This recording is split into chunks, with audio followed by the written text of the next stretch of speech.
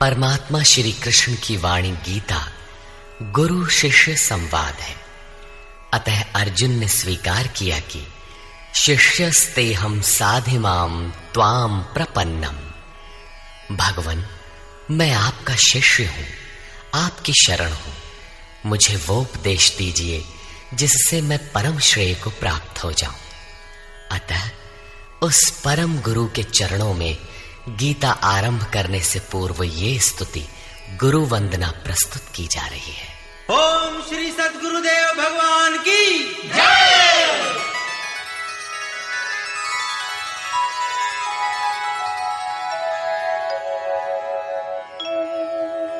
जय सद्गुरुदेवं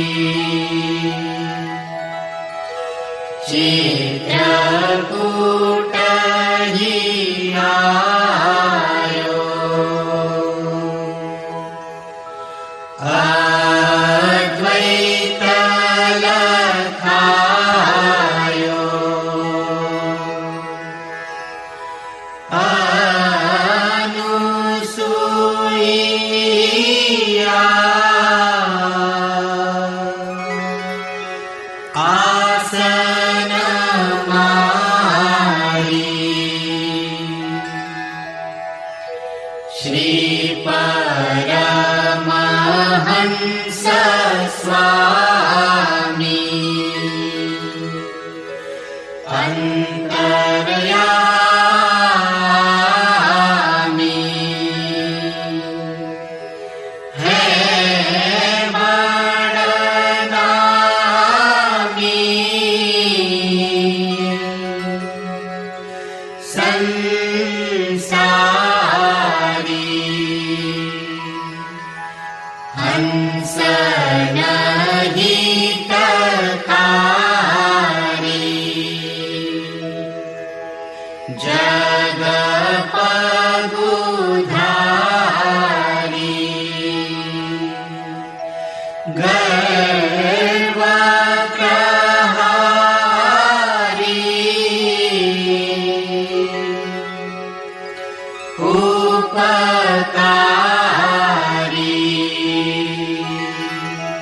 सतपंथ चलायो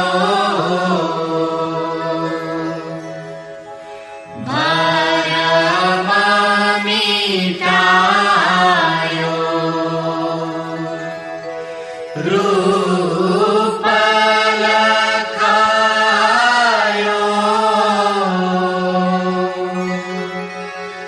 करतारी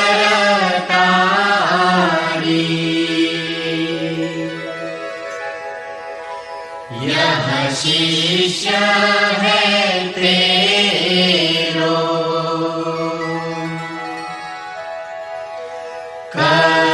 करतनी हो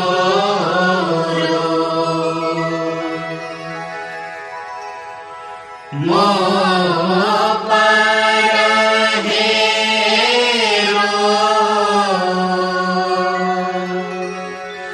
प्राणधारी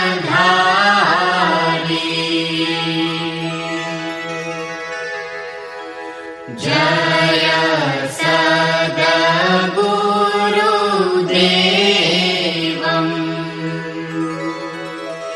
परमानन्दम्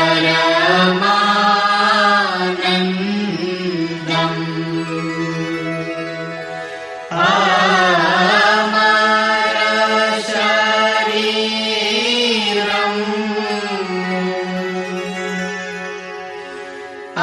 अविकारी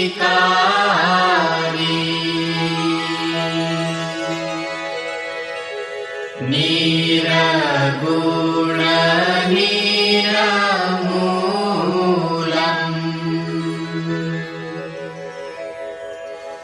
धरी स्थूलम्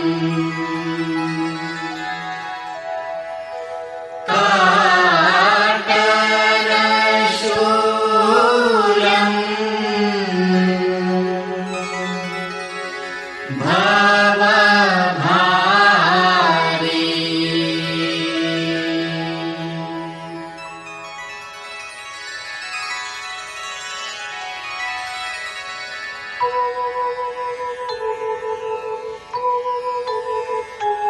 ओम जय गुरुदेव जय गुरुदेव जय गुरुदेव जय गुरुदेव ओम जय गुरुदेव जय गुरुदेव जय गुरुदेव जय गुरुदेव ओम जय गुरुदेव जय गुरुदेव जय गुरुदेव जय गुरुदेव।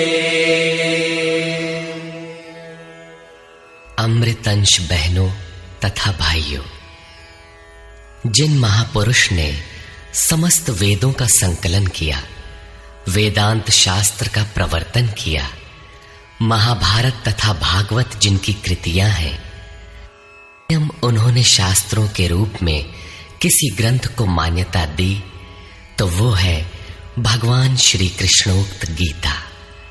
तरह तरह की पूजा पद्धतियां, परस्पर विरोधी संगठन धर्म के नाम पर प्रचलित है, जबकि धर्म का लक्ष्य है एक परमात्मा की शोध। कल्याण स्वरूप वो परमात्मा एक है, उसे प्राप्त करने की निश्चित क्रिया का पालन धर्म है। जब परमात्मा एक है, उसे प्राप्त करने की क्रिया एक है, तो बहुत से पंथ क्यों? इसके समाधान के लिए प्रस्तुत है यथार्थ गीता का भावांश, ये गीता कैसेट। धर्म के सरल स्वरूप और उसकी प्राप्ति हेतु निर्धारित क्रिया का क्रमबद्ध तथा पूर्ण विवरण योगेश्वर श्री कृष्णोक्त गीता है। विश्व के प्रत्येक महापुरुष ने जो कुछ भी साधन बताया है, वो सब का सब तथा अनेक गोपनीय स्थितियों का स्पष्टीकरण अकेले गीता में है। इसलिए संपूर्ण मानव जाति के कल्याण का अतर्क शास्त्र गीता है। महाभारत में संकेत है कि जब कौरवों और पांडवों की सेनाएं आमने सामने खड़ी हो गईं, तो संपूर्ण निशांतर कौरवों में प्रवेश कर गए और सभी देवता पांडवों में। इस कथन से महर्षि व्यास ने स्पष्ट कर दिया कि गीता के सभी पात्र देवता या असुर हैं तथा प्रतीकात्मक हैं। प्रत्येक मनुष्य के अंतःकरण में दैवी और आसुरी दो प्रकृतियां अनादिकाल से हैं। दैवी शक्तियों के सहयोग से जब मनुष्य अपने आत्म स्वरूप की ओर अग्रसर होता है, तो काम, क्रोध, राग, द्वेष इत्यादि आसुरी वृत्तियां बाधा के रूप में आक्रमण करती हैं। उनका पार पाना ही वास्तविक युद्ध है। अर्जुन श्रेय के लिए विकल था। उसकी दृष्टि में श्रेय का उपाय था कुल धर्म, पिंडोदक क्रिया, वर्ण संकर से बचाव, कुल क्षय से बचने के लिए युद्ध न करना इत्यादि। मात्र इतनी सी शंका के समाधान हेतु भगवान को उसे 18 अध्याय गीता समझानी पड़ी। अंत में पूछा कि क्या तेरा मोह नष्ट हुआ? अर्जुन ने स्वीकार किया कि भगवान, मेरा मोह नष्ट हो गया और अब मैं वैसा ही करूंगा जैसा भगवान ने उपदेश दिया है। वस्तुतः ये केवल अर्जुन की शंका नहीं थी, बल्कि मानव मात्र की शंका है कि श्रेय क्या है, उसे कैसे प्राप्त करें। इसलिए स्त्री पुरुष, आबाल वृद्ध, मानव मात्र के लिए गीता के 18 अध्याय का अनुशीलन एवं नियमित पाठ नितांत आवश्यक है, जिससे ब्रह्म विधि की स्मृति सृजित रहे तथा बच्चों में भी इन कल्याणकारी संस्कारों का सृजन हो सके। इस गीता ज्ञान के बिना कोई भी मनुष्य उस ईश्वर के पथ पर नहीं चल सकता।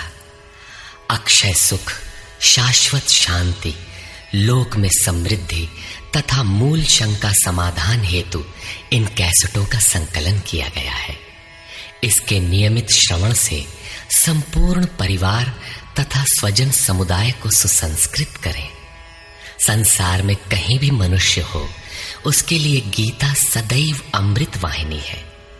गीता आपका शास्त्र है। गौरव का विषय है कि 5000 वर्ष से भी अधिक अंतराल के बाद श्री कृष्ण का यथार्थ गायन आपके सम्मुख है।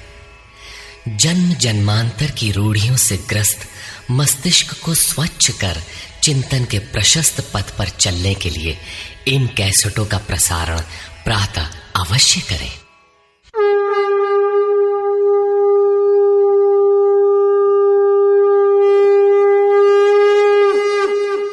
ओम श्री परमात्मने नमः।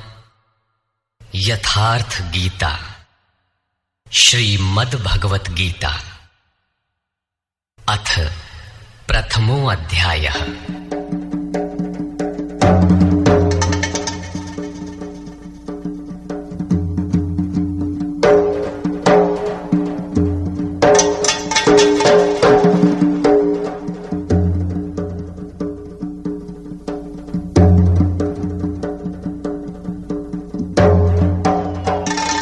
धृतराष्ट्र उवाच।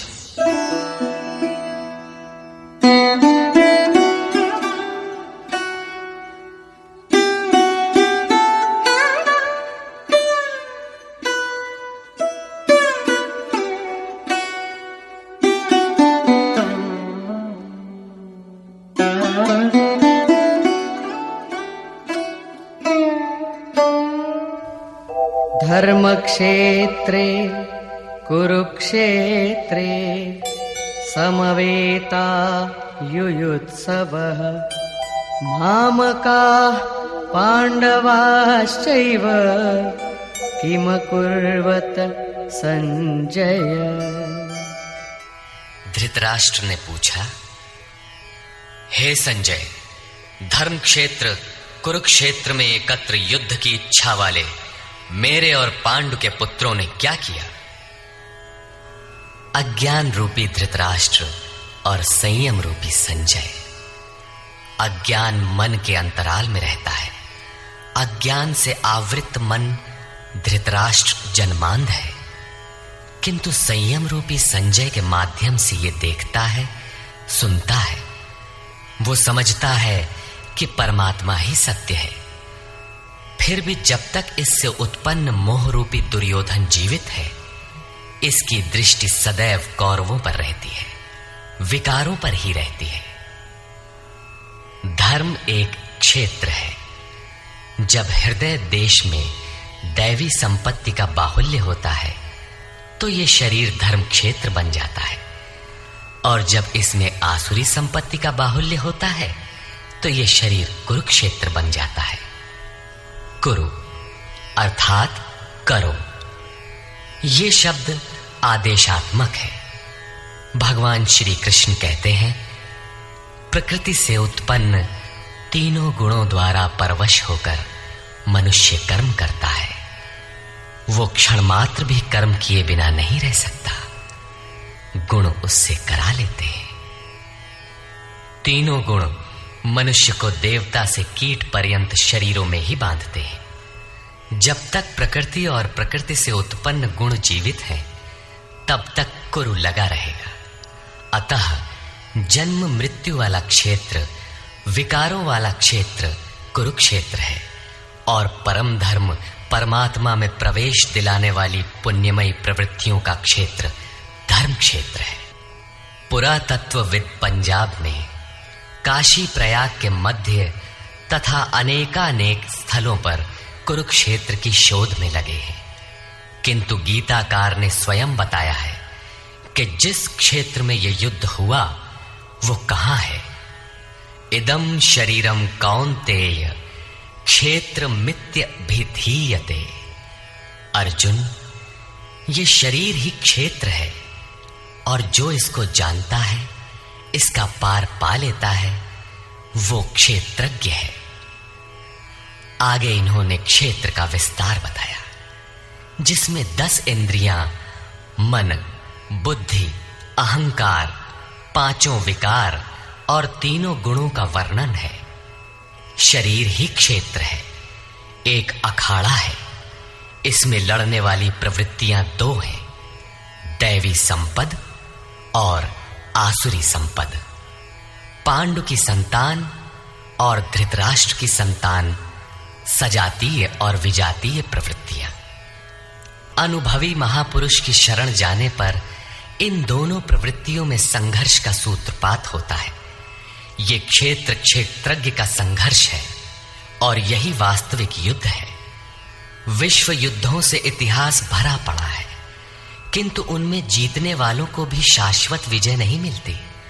ये तो आपसी बदले हैं। प्रकृति का सर्वथा शमन करके प्रकृति से परे की सत्ता का दिग्दर्शन करना और उसमें प्रवेश पाना ही वास्तविक विजय है।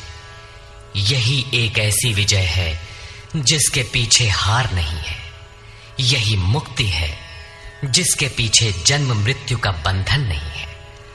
इस प्रकार अज्ञान से आच्छादित प्रत्येक मन संयम के द्वारा जानता है कि क्षेत्र क्षेत्रज्ञ के युद्ध में क्या हुआ।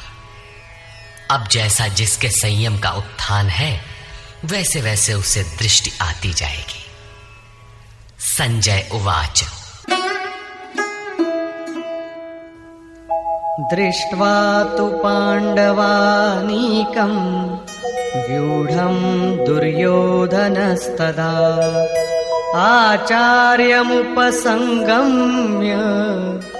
राजा वचनमब्रवीत्। उस समय राजा दुर्योधन ने व्यूह रचना युक्त पांडवों की सेना को देखकर द्रोणाचार्य के पास जाकर ये वचन कहा।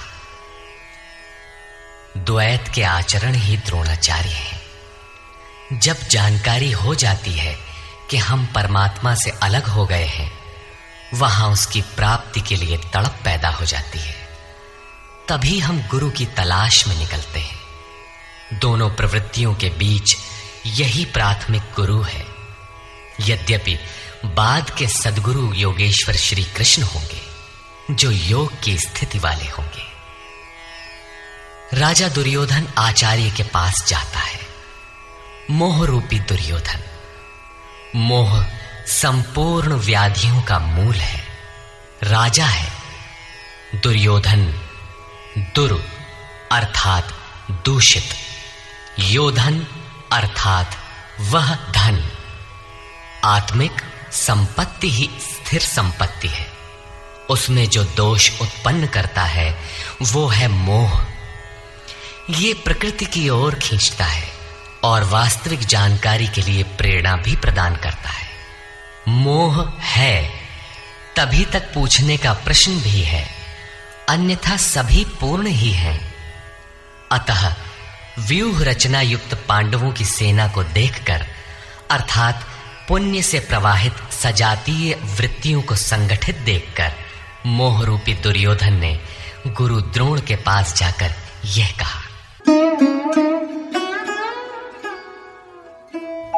पश्यैतां पांडुपुत्राणां आचार्य महतीं चमू व्यूढ़ां द्रुपदपुत्रेण तव शिष्येण धीमता। हे आचार्य, आपके बुद्धिमान शिष्य द्रुपद पुत्र धृष्टद्युम्न द्वारा व्यूहाकार खड़ी की हुई पांडु पुत्रों की इस भारी सेना को देखिए। शाश्वत अचल पद में आस्था रखने वाला दृढ़ मन ही धृष्टद्युम्न है। यही पुण्यमयी प्रवृत्तियों का नायक है। साधन कठिन न मन कर टेका। साधन कठिन नहीं, मन की दृढ़ता कठिन होनी चाहिए। अब देखें सेना का विस्तार। अत्र शूरा महेश्वासा भीमार्जुन समायुधि युयुधानो विराटश्च द्रुपदश्च महारथः। इस सेना में महेश्वासा, महान ईश में वास दिलाने वाले भाव रूपी भीम, अनुराग रूपी अर्जुन के समान बहुत से शूरवीर, जैसे सात्विकता रूपी सात्यकी, विराट सर्वत्र ईश्वरी प्रवाह की धारणा, महारथी राजा द्रुपद अर्थात अचल स्थिति, तथा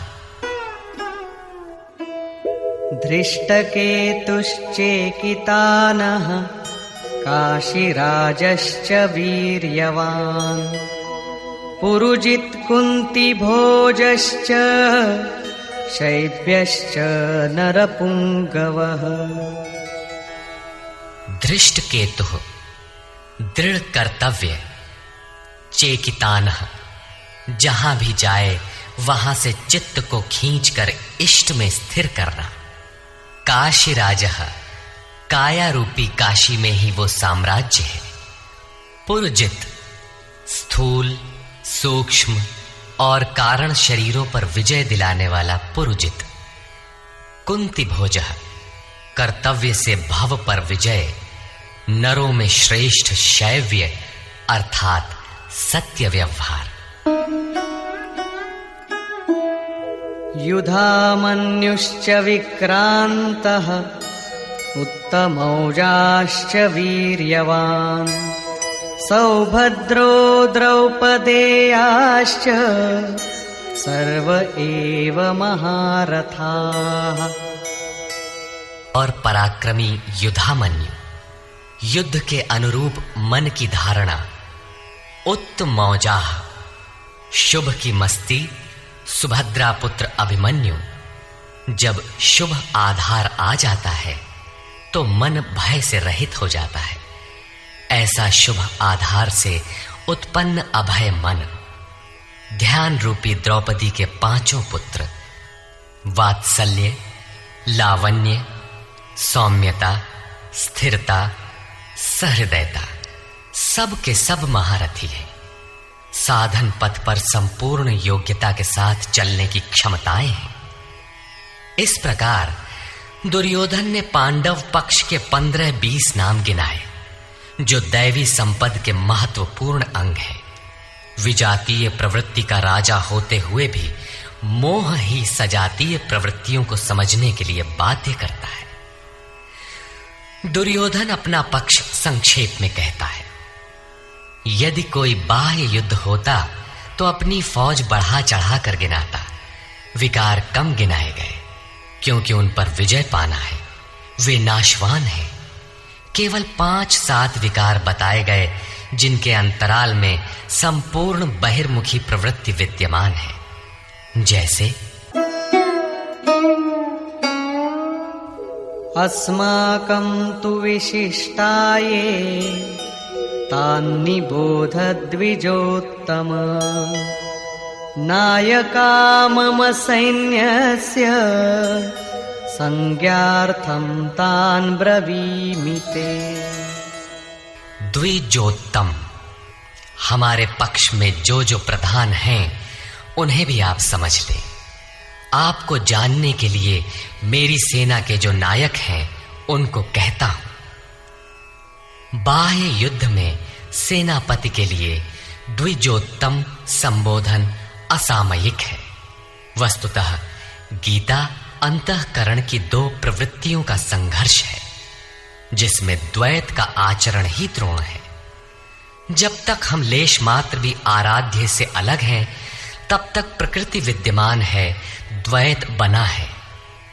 इस द्वि पर जय पाने की प्रेरणा प्रथम गुरु द्रोणाचार्य से मिलती है। अधूरी शिक्षा ही पूर्ण जानकारी के लिए प्रेरणा प्रदान करती है। वो पूजा स्थली नहीं, वहां शौर्य सूचक संबोधन होना चाहिए। विजातीय प्रवृत्ति के नायक कौन कौन हैं?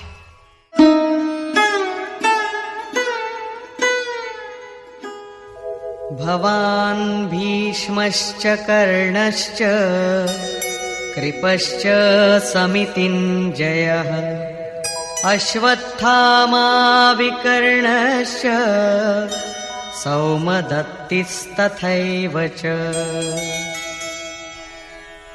एक तो स्वयं आप द्वैत के आचरण रूपी द्रोणाचार्य हैं। भ्रम रूपी पितामह भीष्म है। भ्रम इन विकारों का उद्गम है, अंत तक जीवित रहता है, इसलिए पितामह है। समूची सेना मर गई, ये जीवित था। शरशैया पर अचेत था, फिर भी जीवित था। ये है भ्रम रूपी भीष्म। भ्रम अंत तक रहता है। इसी प्रकार विजातीय कर्म रूपी कर्ण तथा संग्राम विजयी कृपाचार्य है। साधनावस्था में साधक द्वारा कृपा का आचरण ही कृपाचार्य है। भगवान कृपाधाम है और प्राप्ति के पश्चात संत का भी वही स्वरूप है। किंतु साधन काल में जब तक हम अलग हैं, परमात्मा अलग है। विजातीय प्रवृत्ति जीवित है, मोहमयी घिराव है। ऐसी परिस्थिति में साधक यदि कृपा का आचरण करता है तो वो नष्ट हो जाता है। सीता ने दया की तो कुछ काल लंका में प्रायश्चित करना पड़ा। विश्वामित्र दयार्द्र हुए, पतित होना पड़ा। योग सूत्रकार महर्षि पतंजलि भी यही कहते हैं, ते समाधा वुपसर्गा व्युत्थाने सिद्धयः।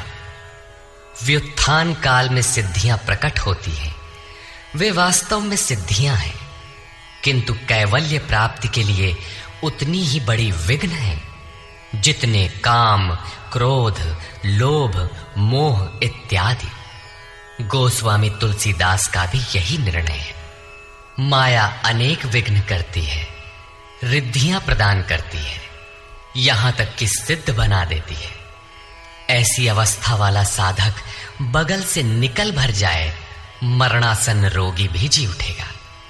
वो भले ठीक हो जाए, किंतु साधक उसे अपनी देन मान बैठे तो नष्ट हो जाएगा। एक रोगी के स्थान पर हजारों रोगी घेर लेंगे। भजन चिंतन का क्रम अवरुद्ध हो जाएगा और उधर बहकते बहकते प्रकृति का बाहुल्य हो जाएगा। यदि लक्ष्य दूर है और साधक कृपा करता है तो कृपा का अकेला आचरण ही समितिंजय समूची सेना को जीत लेगा। इसलिए साधक को पूर्ति पर्यंत इससे सतर्क रहना चाहिए। दया बिनु संत कसाई, दया करी तो आफत आई। लेकिन अधूरी अवस्था में यह विजातीय प्रवृत्ति का दुर्धर्ष योद्धा है। इसी प्रकार आसक्ति रूपी अश्वत्थामा, विकल्प रूपी विकर्ण और भ्रममयी श्वास ही भूरिश्रवा है। ये सभी बहिर्मुखी प्रवाह के नायक हैं।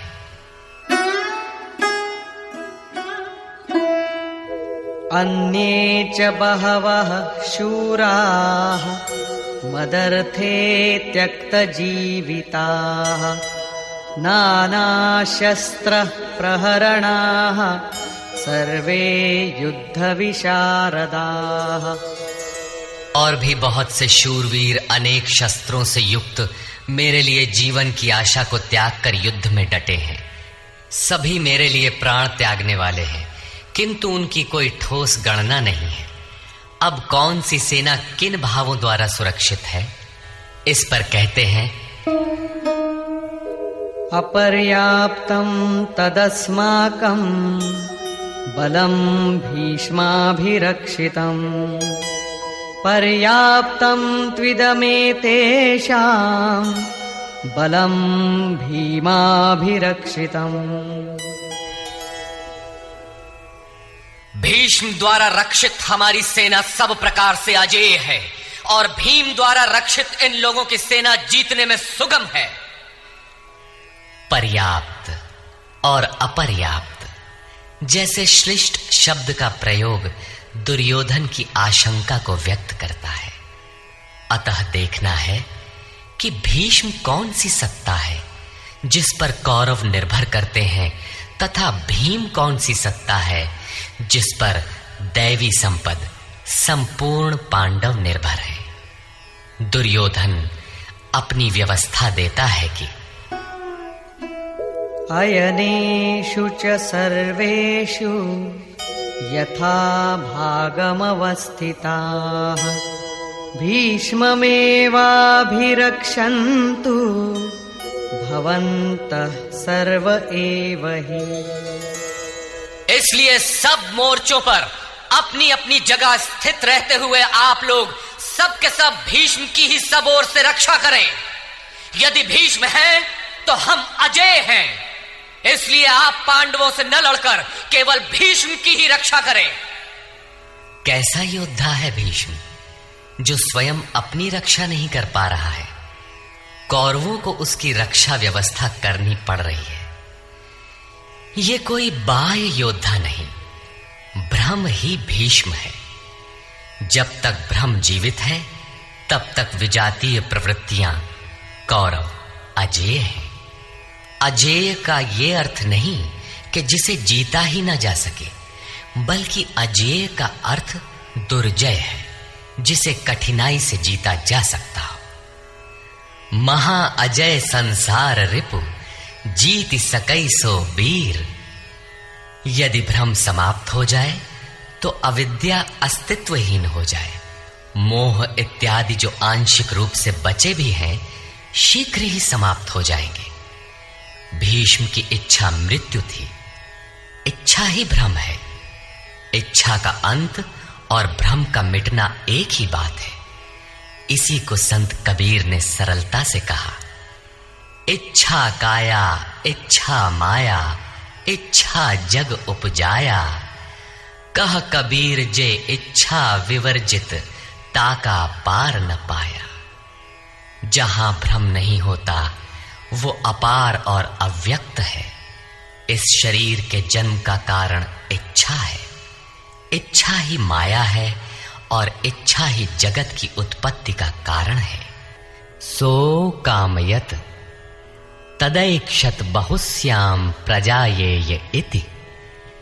कबीर कहते हैं, जो इच्छाओं से सर्वथा रहित हैं, तिनका पार न पाया। वे अपार अनंत असीम तत्व में प्रवेश पा जाते हैं। यो कामो निष्काम आप्त काम आत्म कामो न तस्य प्राणा उत्क्रामन्ति ब्रह्म व सन ब्रह्माप्येति। जो कामनाओं से रहित आत्मा में स्थिर आत्म स्वरूप है, उसका कभी पतन नहीं होता। वो ब्रह्म के साथ एक हो जाता है। आरंभ में इच्छाएं अनंत होती है और अंततो गत्वा परमात्म प्राप्ति की इच्छा शेष रहती है। जब ये इच्छा भी पूरी हो जाती है, तब इच्छा भी मिट जाती है।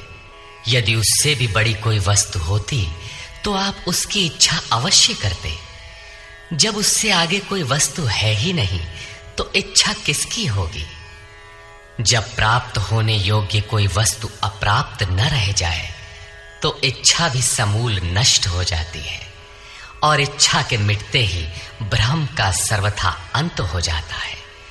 यही भीष्म की इच्छा मृत्यु है। भीम द्वारा रक्षित इन लोगों की सेना जीतने में सुगम है। भाव रूपी भीम, भावे विद्यते देवः। भाव में वो क्षमता है कि अविदित परमात्मा भी विदित हो जाता है। भाववस्य भगवान सुख निधान करुणा अयन। श्री कृष्ण ने इसे श्रद्धा कहकर संबोधित किया है। भाव में वो क्षमता है कि भगवान को भी वश में कर लेता है। भाव से ही संपूर्ण पुण्यमयी प्रवृत्ति का विकास है। ये पुण्य का संरक्षक है तो इतना बलवान कि परम देव परमात्मा को संभव बनाता है, किंतु साथ ही इतना कोमल भी है कि आज भाव है तो कल अभाव में बदलते देर नहीं लगती। इष्ट में लेश मात्र भी त्रुटि प्रतीत होने पर भाव डगमगा जाता है। पुण्यमयी प्रवृत्ति विचलित हो उठती है, इष्ट से संबंध टूट जाता है। इसलिए भीम द्वारा रक्षित इन लोगों की सेना जीतने में सुगम है। महर्षि पतंजलि का भी यही निर्णय है। स तु दीर्घ काल नैरंतर्य सत्कारा सेवितो दृढ़ भूमि। दीर्घ काल तक निरंतर श्रद्धा भक्ति पूर्वक किया हुआ साधन ही दृढ़ हो पाता है।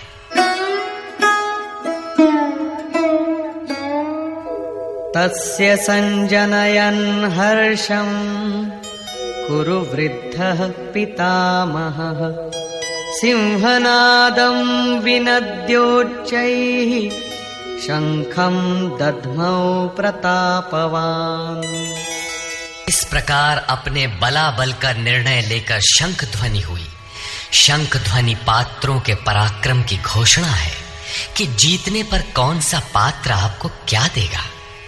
कौरवों में वृद्ध प्रतापवान पितामह भीष्म ने उस दुर्योधन के हृदय में हर्ष उत्पन्न करते हुए उच्च स्वर से सिंहनाद के समान भयप्रद शंख बजाया। सिंह प्रकृति से भयावह पहलू का प्रतीक है। घोर जंगल के नीरव एकांत में शेर की दहाड़ कान में पड़ जाए तो रोंगटे खड़े हो जाएंगे, हृदय कांपने लगेगा। यद्यपि शेर आपसे मीलों दूर है। भय प्रकृति में होता है, परमात्मा में नहीं। वो तो अभय सत्ता है। ब्रह्म रूपी भीष्म यदि विजयी होता है तो प्रकृति के जिस भयारण्य में आप हैं उससे भी अधिक भय के आवरण में बांध देगा। भय की एक परत और बढ़ जाएगी, भय का आवरण घना हो उठेगा। ये भ्रम इसके अतिरिक्त और कुछ नहीं दे सकेगा। अतः प्रकृति से निवृत्ति ही गंतव्य का मार्ग है। संसार में प्रवृत्ति तो भवाटवी है, घोर अंधकार की छाया है। इसके आगे कौरवों की कोई घोषणा नहीं है।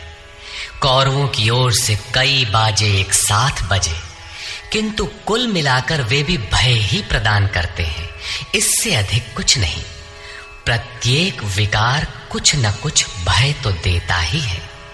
इसलिए उन्होंने भी घोषणा की, ततः शंखाश्च भैर्यश्च पणवानक गोमुखाः सहसैवाभ्यहन्यन्त सशब्दस्तु मूलोऽभवत्।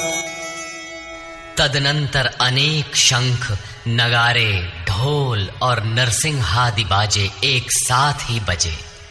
उनका शब्द भी बड़ा भयंकर हुआ। भय का संचार करने के अतिरिक्त कौरवों की कोई घोषणा नहीं है। बहिर्मुखी विजातीय प्रवृत्ति सफल होने पर मोहमय बंधन और घना कर देती है। अब पुण्यमयी प्रवृत्तियों की ओर से घोषणाएं हुई, जिनमें पहली घोषणा योगेश्वर श्री कृष्ण की है।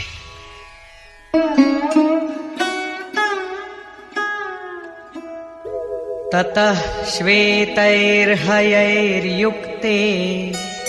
महती स्यन्दने स्थितौ माधवः पाण्डवश्चैव दिव्यौ शंखौ प्रदध्मतु।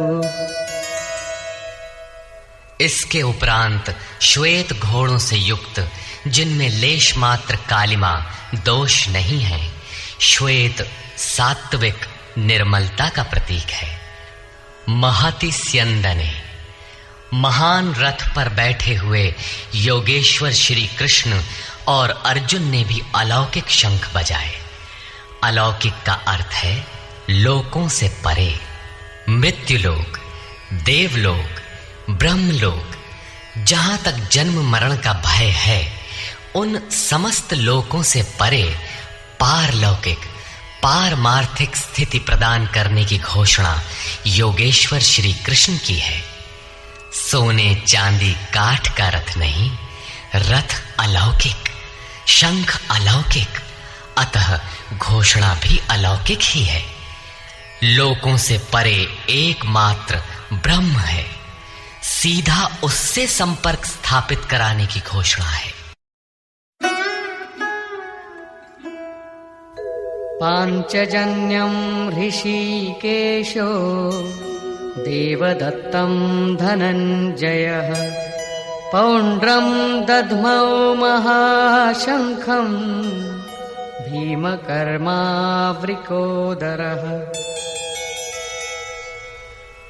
ऋषिकेशः, जो हृदय के सर्वस्व ज्ञाता है, उन कृष्ण ने 5 जन्य शंख बजाया। पांचों ज्ञानेंद्रियों को पंच तन्मात्राओं शब्द, स्पर्श, रूप, रस, गंध के रसों से समेटकर अपने जन भक्त की श्रेणी में ढालने की घोषणा की। विकराल रूप से बहकती हुई इंद्रियों को समेटकर उन्हें अपने सेवक की श्रेणी में खड़ा कर देना हृदय से प्रेरक सद्गुरु की देन है। श्री कृष्ण एक योगेश्वर सद्गुरु थे। शिष्यस्तेहम्, भगवन मैं आपका शिष्य हूं। बाह्य विषय वस्तुओं को छोड़कर ध्यान में इष्ट के अतिरिक्त दूसरा न देखें, दूसरा न सुने, न दूसरे का स्पर्श करें, ये सद्गुरु के अनुभव संचार पर निर्भर करता है। देवदत्तम धनंजयः, दैवी संपत्ति को अधीन करने वाला अनुराग ही अर्जुन है। इष्ट के अनुरूप लगाव, जिसमें विरह, वैराग्य, अश्रुपात हो। गदगद गिरा नयन बह नीरा, रोमांच हो। इष्ट के अतिरिक्त अन्य विषय वस्तु का लेश मात्र टकराव न होने पाए, उसी को अनुराग कहते हैं। यदि ये सफल होता है तो परम देव परमात्मा में प्रवेश दिलाने वाली दैवी संपद पर आधिपत्य प्राप्त कर लेता है। इसी का दूसरा नाम धनंजय भी है। एक धन तो बाहरी संपत्ति है, जिससे शरीर निर्वाह की व्यवस्था होती है। आत्मा से इसका कोई संबंध नहीं है। इससे परे स्थिर आत्मिक संपत्ति ही निज संपत्ति है। बृहदारण्य कोपनिषद में याज्ञवल्क्य ने मैत्रेयी को यही समझाया कि धन से संपन्न पृथ्वी के स्वामित्व से भी अमृतत्व की प्राप्ति नहीं हो सकती। उसका उपाय आत्मिक संपत्ति है। भयानक कर्म वाले भीमसेन ने पौंड्र अर्थात प्रीति नामक महाशंख बजाया। भाव का उद्गम और निवास स्थान हृदय है, इसलिए इसका नाम वृकोदर है। आपका भाव लगाव बच्चे में होता है, किंतु वस्तुतः वो लगाव आपके हृदय में है, जो बच्चे में जाकर मूर्त होता है। ये भाव अथाह और महान बलशाली है। उसने प्रीति नामक महाशंख बजाया। भाव में ही वो प्रीति निहित है, इसीलिए भीम ने पौंड्र प्रीति नामक महाशंख बजाया। भाव महान बलवान है, किंतु प्रीति संचार के माध्यम से। हरि व्यापक सर्वत्र समाना, प्रेम ते प्रकट हो ही मैं जाना। अनंत विजयं राजा कुंती पुत्रो युधिष्ठिरः नकुलः सहदेवश्च सुघोषमणिपुष्पकौ। कुंती पुत्र राजा युधिष्ठिर ने अनंत विजय नामक शंख बजाया। कर्तव्य रूपी कुंती और धर्म रूपी युधिष्ठिर। धर्म पर स्थिरता रहेगी तो अनंत विजयम अनंत परमात्मा में स्थिति दिलाएगा। युद्धे स्थिरः सह युधिष्ठिरः। प्रकृति पुरुष क्षेत्र क्षेत्रज्ञ के संघर्ष में स्थिर रहता है, महान दुख से भी विचलित नहीं होता। तो एक दिन जो अनंत है, जिसका अंत नहीं है, वो है परम तत्व परमात्मा, उस पर विजय दिला देता है। नियम रूपी नकुल ने सुघोष नामक शंख बजाया। ज्यों-ज्यों नियम उन्नत होगा, अशुभ का शमन होता जाएगा, शुभ घोषित होता जाएगा। सत्संग रूपी सहदेव ने मणि पुष्पक शंख बजाया। मनीषियों ने प्रत्येक श्वास को बहुमूल्य मणि की संज्ञा दी है। हीरा जैसी श्वासा बातों में बीती जाए। एक सत्संग तो वो है जो आप सत्पुरुषों की वाणी से सुनते हैं, किंतु यथार्थ सत्संग आंतरिक है। श्री कृष्ण के अनुसार आत्मा ही सत्य है, सनातन है। चित्त सब ओर से सिमटकर आत्मा की संगत करने लगे, यही वास्तविक सत्संग है। ये सत्संग चिंतन, ध्यान और समाधि के अभ्यास से संपन्न होता है। ज्यों-ज्यों सत्य के सान्निध्य में सुरत टिकती जाएगी, त्यों-त्यों एक-एक श्वास पर नियंत्रण मिलता जाएगा। मन सहित इंद्रियों का निरोध होता जाएगा। जिस दिन सर्वथा निरोध होगा, वस्तु प्राप्त हो जाएगी। वाद्य यंत्रों की तरह चित्त का आत्मा के स्वर में स्वर मिलाकर संगत करना ही सत्संग है। बाह्य मणि कठोर है, किंतु श्वास मणि पुष्प से भी कोमल है। पुष्प तो विकसित होने या टूटने पर कुम्हलाता है, किंतु आप अगले श्वास तक जीवित रहने की गारंटी नहीं दे सकते। किंतु सत्संग सफल होने पर प्रत्येक श्वास पर नियंत्रण दिलाकर परम लक्ष्य की प्राप्ति करा देता है। इसके आगे पांडवों की कोई घोषणा नहीं है, किंतु प्रत्येक साधन कुछ न कुछ निर्मलता के पथ में दूरी तय करता है। आगे कहते हैं,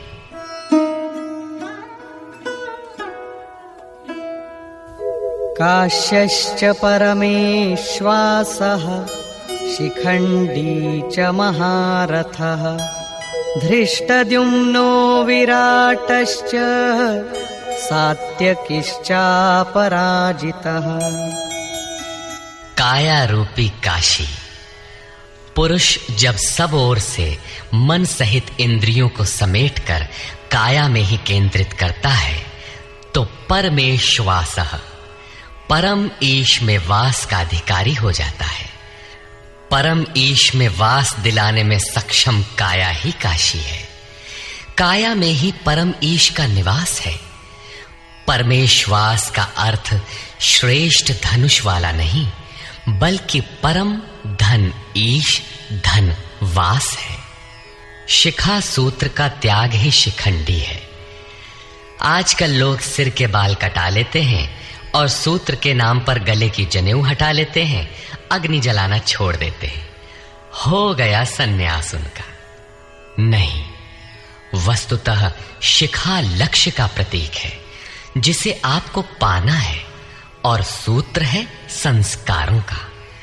जब तक आगे परमात्मा को पाना शेष है, पीछे संस्कारों का सूत्रपात लगा हुआ है, तब तक त्याग कैसा, सन्यास कैसा? अभी तो चलने वाले पथिक हैं। जब प्राप्तव्य प्राप्त हो जाए, पीछे लगे हुए संस्कारों की डोर कट जाए, ऐसी अवस्था में ब्रह्म सर्वथा शांत हो जाता है। इसलिए शिखंडी ही ब्रह्म रूपी भीष्म का विनाश करता है। शिखंडी चिंतन पथ की विशिष्ट योग्यता है, महारथी है। धृष्टद्युम्न दृढ़ और अचल मन तथा विराटः सर्वत्र विराट ईश्वर का प्रसार देखने की क्षमता इत्यादि दैवी संपद के प्रमुख गुण हैं। सात्विकता ही सात्य की है। सत्य के चिंतन की प्रवृत्ति अर्थात सात्विकता यदि बनी है तो कभी गिरावट नहीं आने पाएगी, इस संघर्ष में पराजित नहीं होने देगी। द्रुपदो द्रौपदेयाश्च सर्वशः पृथिवीपते सौभद्रश्च महाबाहुः शंखान् दद्मुः पृथक् पृथक्।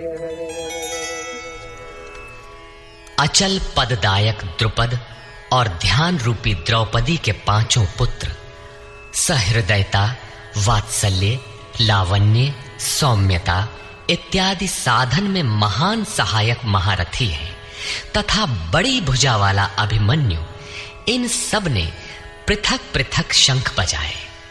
भुजा कार्य क्षेत्र का प्रतीक है।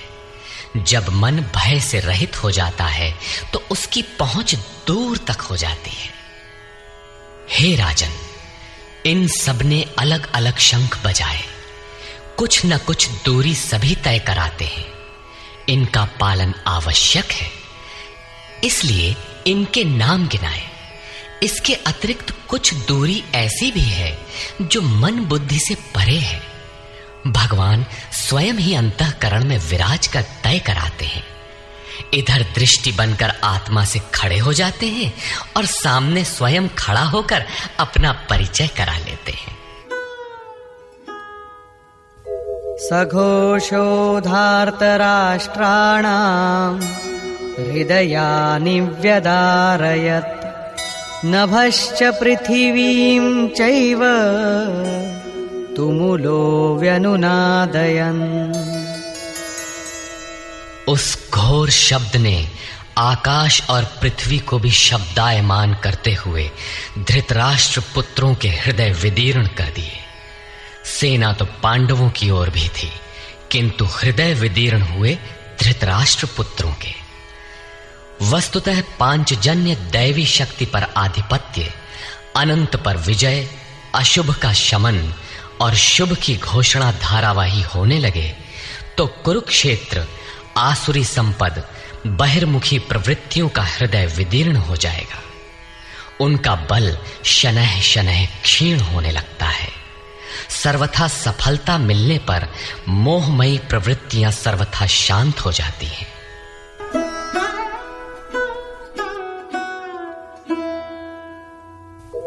अथ व्यवस्थितान् दृष्ट्वा धार्तराष्ट्रान् कपिध्वजः प्रवृत्ते शस्त्रसम्पाते धनुरुद्यम्य पाण्डवः ऋषिकेशं तदा वाक्यम् इदमाह महीपते सेनयोरुभयोर्मध्ये रथं स्थापयमेच्युत।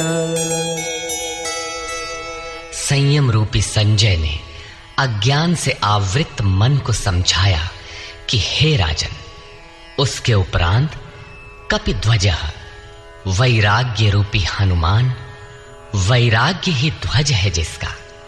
ध्वज राष्ट्र का प्रतीक माना जाता है, कुछ लोग कहते हैं ध्वजा चंचल थी, इसलिए कपिध्वज कहा गया, किंतु नहीं, यहां कपि साधारण बंदर नहीं, स्वयं हनुमान थे, जिन्होंने मान अपमान का हनन किया था। सममान निरादर आदरहीन। प्रकृति की देखी सुनी वस्तुओं से, विषयों से राग का त्याग ही वैराग्य है। अतः वैराग्य ही जिसकी ध्वजा है, उस अर्जुन ने व्यवस्थित रूप से धृतराष्ट्र पुत्रों को खड़े देखकर शस्त्र चलने की तैयारी के समय धनुष उठाकर ऋषिकेशम, जो हृदय के सर्वस्व ज्ञाता है, उन योगेश्वर श्री कृष्ण से ये वचन कहा, हे अच्युत, जो कभी च्युत नहीं होता, मेरे रथ को दोनों सेनाओं के बीच खड़ा करिए। यहां सारथी को दिया गया आदेश नहीं, इष्ट सद्गुरु से की गई प्रार्थना है, किस लिए खड़ा करें?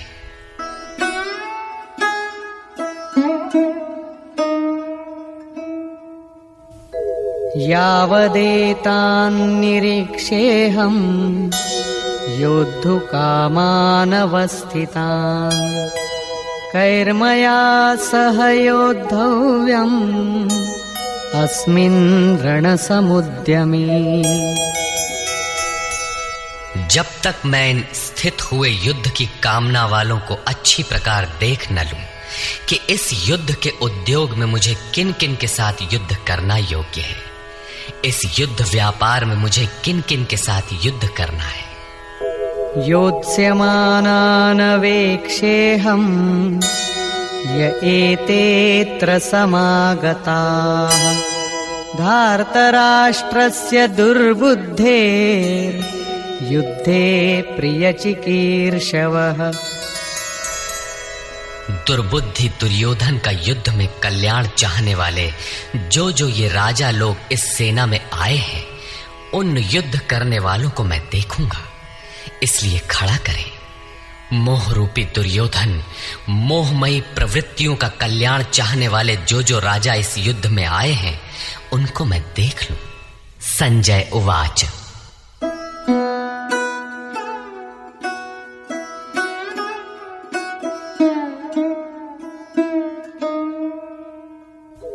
एवमुक्तो ऋषिकेशो गुडाकेशेन भारत सेनयोरुभयोर्मध्ये स्थापयित्वा रथोत्तमम् भीष्मद्रोणप्रमुखतः सर्वेषां च महीक्षिताम् उवाच पार्थ पश्यैतान् समवेतान् कुरुनीति। संजय बोला, निद्राजयी अर्जुन द्वारा इस प्रकार कहे जाने पर हृदय के ज्ञाता श्री कृष्ण ने दोनों सेनाओं के बीच भीष्म, द्रोण और महीक्षिताम, शरीर रूपी पृथ्वी पर अधिकार जमाए हुए संपूर्ण राजाओं के बीच उत्तम रथ को खड़ा करके कहा कि पार्थ, इन इकट्ठे हुए कौरवों को देख, यहां उत्तम रथ सोने चांदी का रथ नहीं है। संसार में उत्तम की परिभाषा नश्वर शरीर के प्रति अनुकूलता प्रतिकूलता से की जाती है। ये परिभाषा अपूर्ण है। जो हमारे आत्मा, हमारे स्वरूप का सदैव साथ दे, वही उत्तम है, जिसके पीछे अनुत्तम मलिनता न हो। तत्रापश्यत् स्थितान् पार्थः पितॄनथ पितामहान् आचार्यान् मातुलान् भ्रातॄन् पुत्रान् पौत्रान् सखींस्तथा श्वशुरान् सुहृदश्चैव सेनयोरुभयोरपि। इसके उपरांत अचूक लक्ष्य वाले पार्थिव शरीर को रथ बनाने वाले पार्थ ने उन दोनों सेनाओं में स्थित पिता के भाइयों को, पितामहों को, आचार्यों को, मामाओं को, भाइयों को, पुत्रों को, पौत्रों को, मित्रों को, श्वसुरों को और सुहृदों को देखा।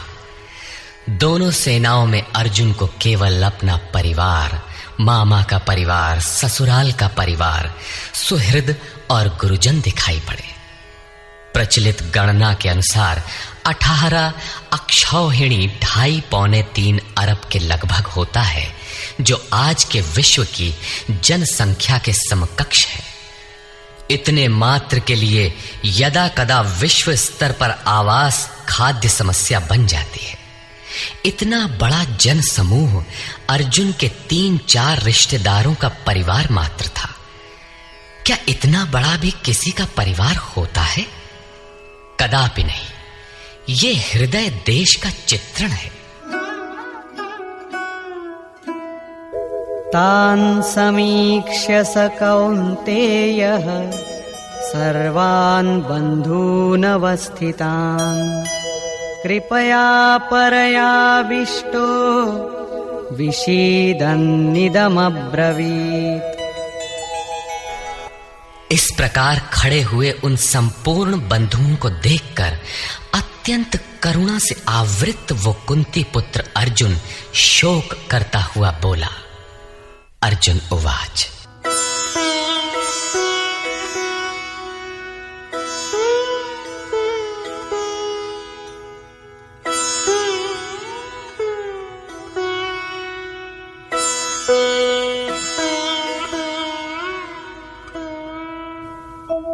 दृष्ट्वेमं स्वजनं कृष्ण युयुत्सुं समुपस्थितम् सीदन्ति मम गात्राणि मुखं च परिशुष्यति वेपथुश्च शरीरे मे रोमहर्षश्च जायते। हे कृष्ण, इस युद्ध की इच्छा वाले खड़े हुए स्वजन समुदाय को देखकर मेरे अंग शिथिल हुए जाते हैं, मुख सूखा जाता है और मेरे शरीर में कंप तथा रोमांच हो रहा है। इतना ही नहीं,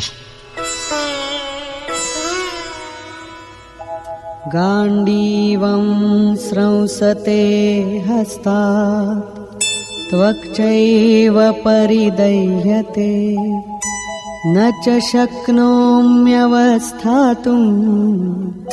भ्रमतीव च मे मनः। हाथ से गांडीव गिरता है, त्वचा भी जल रही है। अर्जुन को ज्वर सा हो आया, संतप्त हो उठा कि ये कैसा युद्ध है जिसमें स्वजन ही खड़े हैं। अर्जुन को भ्रम हो गया। वो कहता है, अब मैं खड़ा रह पाने में भी अपने को असमर्थ पा रहा हूं। अब आगे देखने की सामर्थ्य नहीं है। निमित्तानि च पश्यामि विपरीतानि केशव न च श्रेयोनुपश्यामि हत्वा स्वजनमाहवे। हे केशव, इस युद्ध का लक्षण भी विपरीत ही देखता हूं। युद्ध में अपने कुल को मारकर परम कल्याण भी नहीं देखता हूं। कुल को मारने से कल्याण कैसे होगा?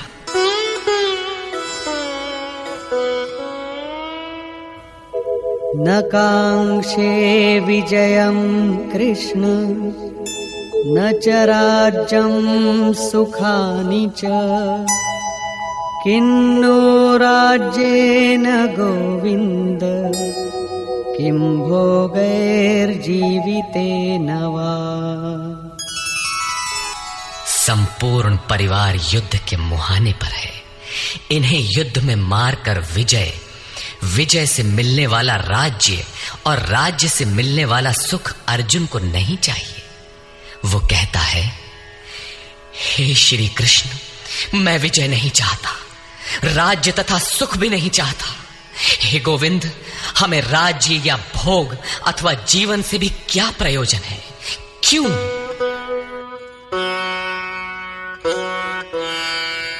येषामर्थे काङ्क्षितं नो राज्यं भोगाः सुखानि च तैमेव स्थिता युद्धे प्राणांस् त्यक्त्वा धनानि च। हमें जिनके लिए राज्य भोग और सुखादिक इच्छित हैं, वे ही परिवार जीवन की आशा त्याग कर युद्ध के मैदान में खड़े। हमें राज्य इच्छित था तो परिवार को लेकर, भोग सुख और धन की पिपासा थी तो स्वजन और परिवार के साथ उन्हें भोगने की थी। किंतु जब सब के सब प्राणों की आशा त्याग कर खड़े हैं तो मुझे सुख, राज्य या भोग नहीं चाहिए। ये सब इन्हीं के लिए प्रिय थे। इनसे अलग होने पर हमें इनकी आवश्यकता नहीं है। जब तक परिवार रहेगा तब तक ये वासनाएं भी रहती हैं। झोपड़ी में रहने वाला भी अपने परिवार, मित्र और स्वजन को मारकर विश्व का साम्राज्य स्वीकार नहीं करेगा। अर्जुन यही कहता है कि हमें भोग प्रिय थे, विजय प्रिय थी, किंतु जिनके लिए थी जब वे ही नहीं रहेंगे तो भोगों से क्या प्रयोजन। इस युद्ध में मारना किसे है।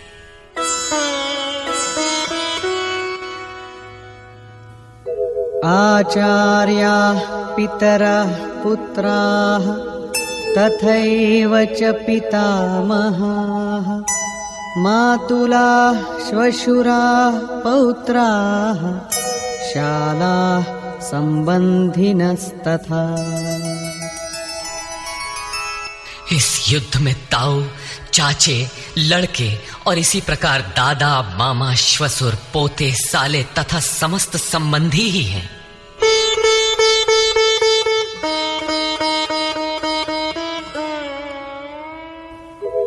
एतान्न हन्तुमिच्छामि घ्नतोऽपि मधुसूदन अपि त्रैलोक्यराज्यस्य हेतो किन्नु मही कृते। हे मधुसूदन, मुझे मारने पर भी अथवा 3 लोक के राज्य के लिए भी मैं इन सबको मारना नहीं चाहता। फिर पृथ्वी के लिए कहना ही क्या। 18 अक्षौहिणी सेना में अर्जुन को अपना परिवार ही दिखाई पड़ा। इतने अधिक स्वजन वास्तव में क्या हैं? वस्तुतः अनुराग ही अर्जुन है। भजन के आरंभ में प्रत्येक अनुरागी के समक्ष यही समस्या रही है। सभी चाहते हैं कि हम भजन करें, उस परम सत्य को पालें, किंतु किसी अनुभवी सद्गुरु के संरक्षण में कोई अनुरागी जब क्षेत्रज्ञ के संघर्ष को समझता है कि हमें किन से लड़ना है तो वो हताश हो जाता है। वो चाहता है कि हमारे पिता का परिवार, ससुराल का परिवार, मामा का परिवार, सुहृद, मित्र और गुरुजन साथ रहे, सभी सुखी रहें और इन सब की व्यवस्था करते हुए हम परमात्म स्वरूप की प्राप्ति भी कर लें। किंतु जब वो समझता है कि आराधना में अग्रसर होने के लिए परिवार छोड़ना होगा, इन संबंधों का मोह समाप्त करना होगा, तो वो अधीर हो उठता है। पूज्य महाराज जी कहा करते थे, मरना और साधु होना बराबर है। साधु के लिए सृष्टि में दूसरा कोई जीवित है भी, किंतु घर वालों के नाम पर कोई नहीं है। यदि कोई है तो लगाव है, मोह समाप्त कहां हुआ। जहां तक लगाव है उसका पूर्ण त्याग, उस लगाव के अस्तित्व मिटने पर ही उसकी विजय है। इन संबंधों का प्रसार ही तो जगत है, अन्यथा जगत में हमारा क्या है। तुलसीदास कहे चिद विलास जग, बूझत बूझत बूझ है। मन का प्रसार ही जगत है। योगेश्वर कृष्ण ने भी मन के प्रसार को ही जगत कहकर संबोधित किया।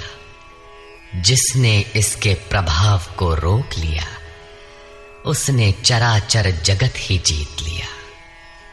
इहैव तैर्जितः सर्गो येषां साम्ये स्थितम मनः। केवल अर्जुन अधीर था ऐसी बात नहीं है। अनुराग सबके हृदय में है। प्रत्येक अनुरागी अधीर होता है। उसे संबंधी याद आने लगते हैं। पहले वो सोचता था कि भजन से कुछ लाभ होगा तो ये सब सुखी होंगे, इनके साथ रहकर उसे भोगेंगे। जब ये साथ ही नहीं रहे तो सुख लेकर क्या करेंगे।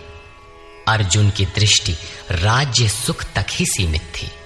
वो त्रिलोकी के साम्राज्य को ही सुख की पराकाष्ठा समझता था।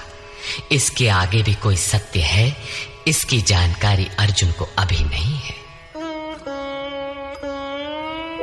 निहत्य धार्तराष्ट्रान्नः का प्रीति स्याज्जनार्दन पापमेवाश्रयेदस्मान् हत्वैतानाततायिनः। हे जनार्दन, धृतराष्ट्र के पुत्रों को मारकर भी हमें क्या प्रसन्नता होगी। जहां धृतराष्ट्र अर्थात धृष्टता का राष्ट्र है, उससे उत्पन्न मोह रूपी दुर्योधन इत्यादि को मारकर भी हमें क्या प्रसन्नता होगी। इन आतताइयों को मारकर हमें पाप ही तो लगेगा। जो जीवन यापन के तुच्छ लाभ के लिए अनीति अपनाता है वो आतताई कहलाता है। किंतु वस्तुतः इससे भी बड़ा आतताई वो है जो आत्मा के पथ में अवरोध उत्पन्न करता है। आत्मदर्शन में बाधक काम, क्रोध, लोभ, मोह आदि का समूह ही आतताई है। तस्मान्नार्हा वयं हन्तुं धार्तराष्ट्रान् स्वबान्धवान् स्वजनं हि कथं हत्वा सुखिनः स्याम माधव। इससे हे माधव, अपने बांधव धृतराष्ट्र के पुत्रों को मारने के लिए हम योग्य नहीं हैं। स्वबांधव कैसे?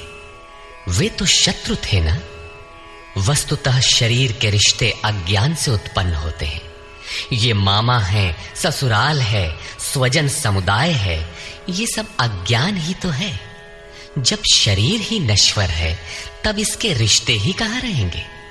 मोह है तभी तक सुहृद है, हमारा परिवार है, हमारी दुनिया है। मोह नहीं तो कुछ भी नहीं। इसीलिए वे शत्रु भी अर्जुन को स्वजन दिखाई पड़े। वो कहता है कि अपने कुटुंब को मारकर हम कैसे सुखी होंगे। यदि अज्ञान और मोह न रहे तो कुटुंब का अस्तित्व न हो। ये अज्ञान ज्ञान का प्रेरक भी है। भर्तृहरि, तुलसी इत्यादि अनेक महानुभावों को वैराग्य की प्रेरणा पत्नी से मिली, तो कोई सौतेली मां के व्यवहार से खिन्न होकर वैराग्य पथ पर अग्रसर हुआ दिखाई देता है।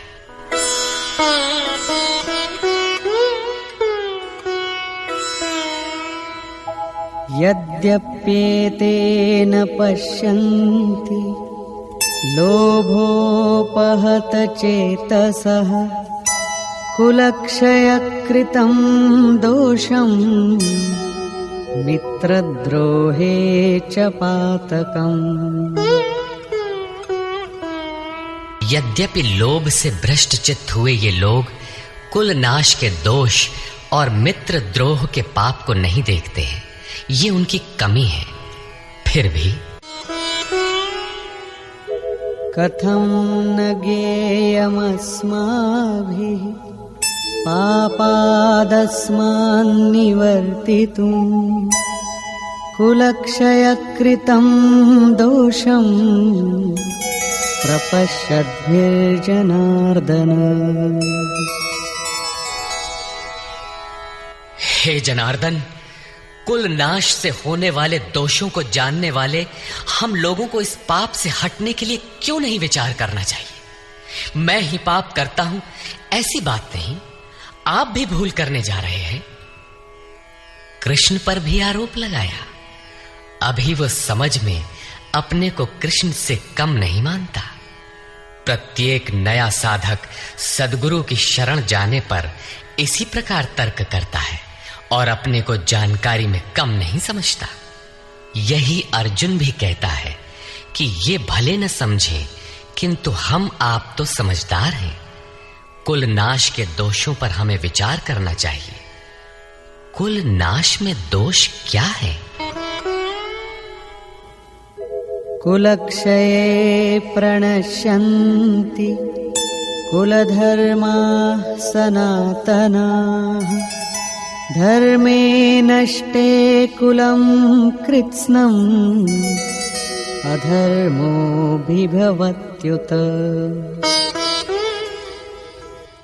कुल के नाश होने से सनातन कुल धर्म नष्ट हो जाते हैं। अर्जुन कुल धर्म कुलाचार को ही सनातन धर्म समझ रहा था। धर्म के नाश होने पर संपूर्ण कुल को पाप भी बहुत दबा लेता है। अधर्माभिभवात् कृष्ण प्रदुष्यन्ति कुलस्त्रियः स्त्रीषु दुष्टासु वार्ष्णेय जायते वर्णसंकरः। हे कृष्ण, पाप के अधिक बढ़ जाने से कुल की स्त्रियां दूषित हो जाती हैं। हे वार्ष्णेय, स्त्रियों के दूषित होने पर वर्ण संकर उत्पन्न होता है। अर्जुन की मान्यता थी कि कुल की स्त्रियों के दूषित होने से वर्ण संकर होता है, किंतु श्री कृष्ण ने इसका खंडन करते हुए आगे बताया कि मैं अथवा स्वरूप में स्थित महापुरुष यदि आराधना क्रम में भ्रम उत्पन्न कर दे तब वर्ण संकर होता है। वर्ण संकर के दोषों पर अर्जुन प्रकाश डालता है।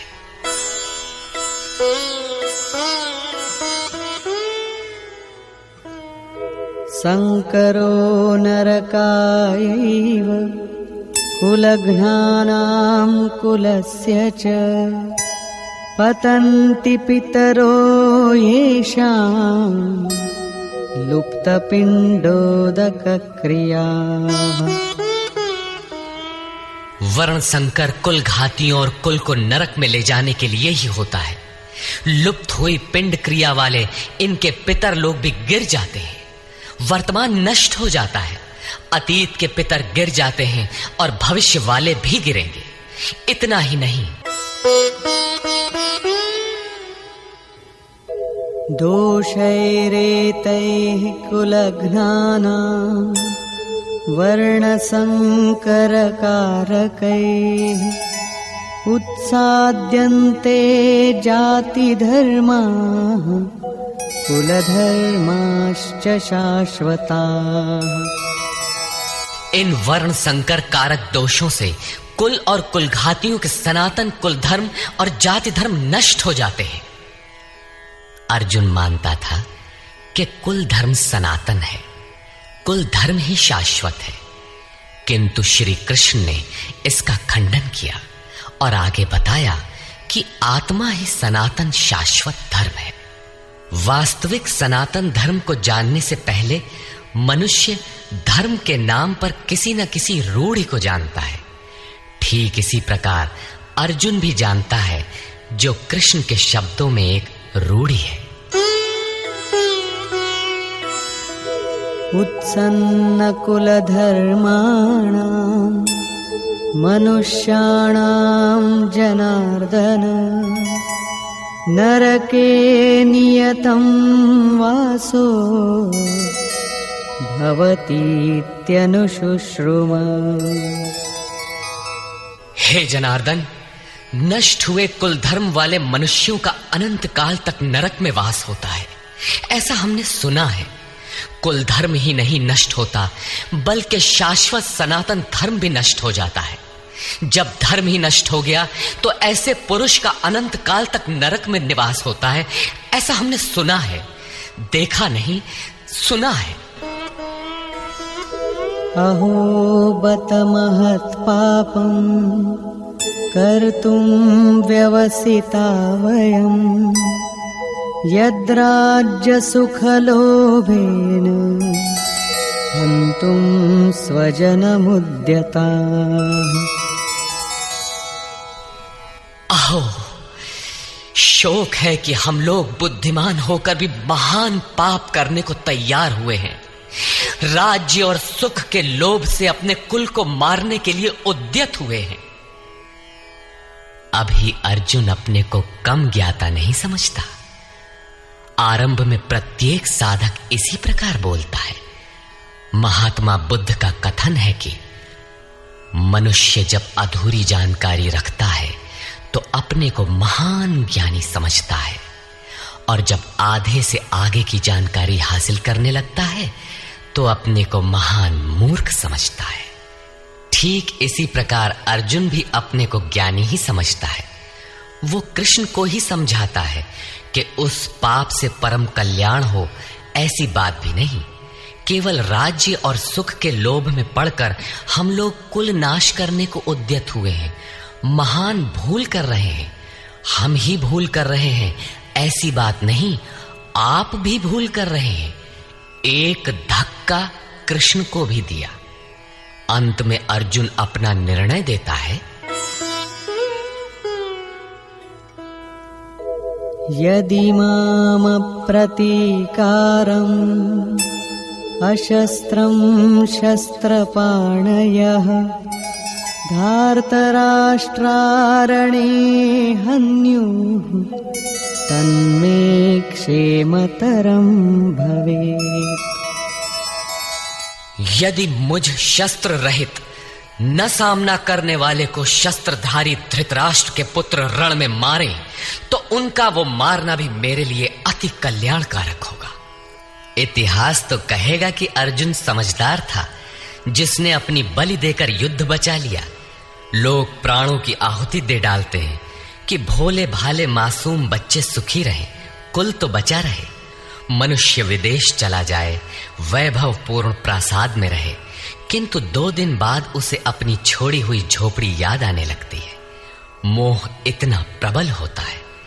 इसीलिए अर्जुन कहता है कि शस्त्रधारी धृतराष्ट्र के पुत्र मुझ न प्रतिकार करने वाले को रण में मार दें, तब भी वो मेरे लिए अति कल्याणकारी होगा, ताकि लड़के तो सुखी रहें। संजय उवाच। एवमुक्त्वा अर्जुनः संख्ये रथोपस्थ उपाविशत् विसृज्य सशरं चापं शोकसंविघ्नमानसः। संजय बोला कि रणभूमि में शोक से उद्विग्न मन वाला अर्जुन इस प्रकार कहकर बाण सहित धनुष को त्याग कर रथ के पिछले भाग में बैठ गया, अर्थात क्षेत्र क्षेत्रज्ञ के संघर्ष में भाग लेने से पीछे हट गया। निष्कर्ष: गीता क्षेत्र क्षेत्रज्ञ के युद्ध का निरूपण है। यह ईश्वरीय विभूतियों से संपन्न भगवत स्वरूप को दिखाने वाला गायन है। यह गायन जिस क्षेत्र में होता है वह युद्ध क्षेत्र शरीर है, जिसमें 2 प्रवृत्तियां हैं, धर्म क्षेत्र और कुरुक्षेत्र। उन सेनाओं का स्वरूप और उनके बल का आधार बताया। शंख ध्वनि से उनके पराक्रम की जानकारी मिली। तदनंतर जिस सेना से लड़ना है उसका निरीक्षण हुआ, जिसकी गणना 18 अक्षौहिणी अर्थात लगभग 6.5 अरब कही जाती है, किंतु वस्तुतः वे अनंत हैं। प्रकृति के दृष्टिकोण 2 हैं, एक इष्टोन्मुखी प्रवृत्ति दैवी संपद, दूसरी बहिर्मुखी प्रवृत्ति आसुरी संपद। दोनों प्रकृति ही हैं। एक इष्ट की ओर उन्मुख करती है, परम धर्म परमात्मा की ओर ले जाती है, और दूसरी प्रकृति में विश्वास दिलाती है। पहले दैवी संपद को साध कर आसुरी संपद का अंत किया जाता है, फिर शाश्वत सनातन परब्रह्म के दिग्दर्शन और उसमें स्थिति के साथ दैवी संपद की आवश्यकता शेष हो जाती है। युद्ध का परिणाम निकल आता है। अर्जुन को सैन्य निरीक्षण में अपना परिवार ही दिखाई पड़ता है, जिसे मारना है। जहां तक संबंध है उतना ही जगत है। अनुराग के प्रथम चरण में पारिवारिक मोह बाधक बनता है। साधक जब देखता है कि मधुर संबंधों में इतना विच्छेद हो जाएगा जैसे वे थे ही नहीं, तो उसे घबराहट होने लगती है। स्वजनासक्ति को मारने में उसे अकल्याण दिखाई देने लगता है। वह प्रचलित रूढ़ियों में अपना बचाव ढूंढने लगता है, जैसा अर्जुन ने किया। उसने कहा, कुल धर्म ही सनातन धर्म है। इस युद्ध से सनातन धर्म नष्ट हो जाएगा, कुल की स्त्रियां दूषित होंगी, वर्ण संकर पैदा होगा, जो कुल और कुलघातियों को अनंत काल तक नरक में ले जाने के लिए ही होता है। अर्जुन अपनी समझ से सनातन धर्म की रक्षा के लिए विकल है। उसने श्री कृष्ण से अनुरोध किया कि हम लोग समझदार होकर भी ये महान पाप क्यों करें। अर्थात श्री कृष्ण भी पाप करने जा रहे हैं। अंततो गत्वा पाप से बचने के लिए मैं युद्ध नहीं करूंगा, ऐसा कहता हुआ हताश अर्जुन रथ के पिछले भाग में बैठ गया। क्षेत्रज्ञ के संघर्ष से पीछे हट गया। टीकाकारों ने इस अध्याय को अर्जुन विषाद योग कहा है। अर्जुन अनुराग का प्रतीक है। सनातन धर्म के लिए विकल होने वाले अनुरागी का विषाद योग का कारण बनता है। यही विषाद मनु को हुआ था। हृदय बहुत दुख लाग, जन्म गयऊ हरि भगति बिनु। संशय में पड़कर ही मनुष्य विषाद करता है। उसे संदेह था कि वर्ण संकर पैदा होगा जो नरक में ले जाएगा। सनातन धर्म के नष्ट होने का भी उसे विषाद था। अतः संशय विषाद योग का सामान्य नामकरण इस अध्याय के लिए उपयुक्त है। अतः ओम तत्सदिति श्रीमद् भगवद गीता सूपनिषत्सु ब्रह्म विद्यायाम योग शास्त्रे श्री कृष्णार्जुन संवादे संशय विषाद योगो नाम प्रथमोऽध्यायः। इस प्रकार स्वामी अड़गड़ानंद कृत श्रीमद् भगवद गीता के भाष्य यथार्थ गीता का प्रथम अध्याय पूर्ण होता है।